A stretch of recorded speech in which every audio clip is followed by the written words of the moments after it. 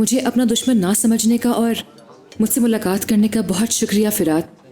मुझे रेयान के लिए बहुत फिक्र हो रही थी और तुम्हारे अलावा किसी पर ट्रस्ट नहीं कर सकती थी, इसलिए तुम्हें कॉल की। अच्छा किया आपने, बहुत अच्छा किया। मीरान और रेयान दोनों ठीक हैं, बेफिक्र रहें आप, सब ठीक है। शुक्रिया मुझे बताने का, अब रिलैक्स हो गई हूँ। बाय द वे, कहाँ पे हैं वो लोग? ये तो मालूम ही होगा तुम्हें कि हमारे घर वाले रेयान को हर जगह ढूंढ रहे हैं। टेंशन ना लें आप, वो दोनों बिल्कुल सेफ हैं, हवेली के अंदर।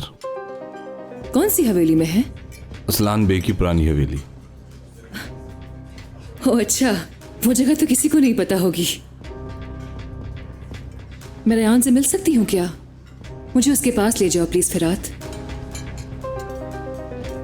यार ये मुमकिन नहीं है, मैं तुम्हें वहां नहीं ले जा सकता। मैं जब तक उसको अपनी आंखों से ना देख लूं तब तक मुझे सुकून नहीं आएगा। प्लीज फिरात। यार नहीं, मैंने कहा ना ये मुमकिन नहीं है। अगर जरा भी मुमकिन होता मैं तुम्हें वहां जरूर ले जाता।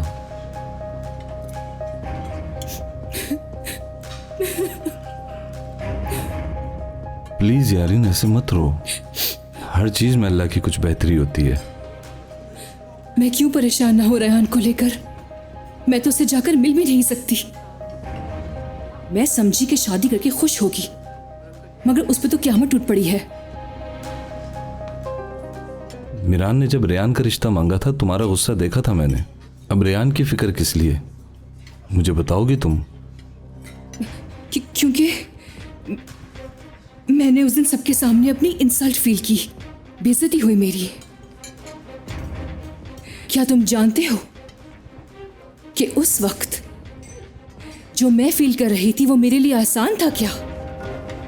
मैं उनकी शादी के लिए अपसेट नहीं थी, अपनी हालत की वजह से थी, क्योंकि उन्होंने मुझसे नहीं पूछा कि क्या चाहती थी मैं।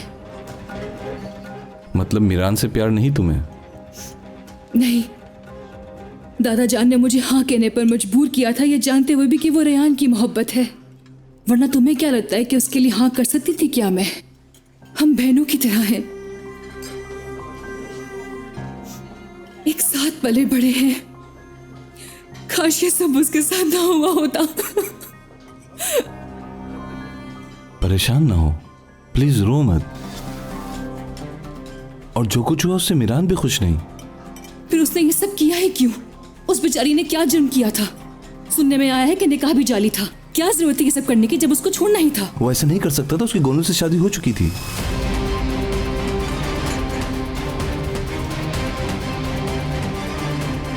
ये तुम क्या कह रहे हो फिरात? गोनू उसकी बहन नहीं है?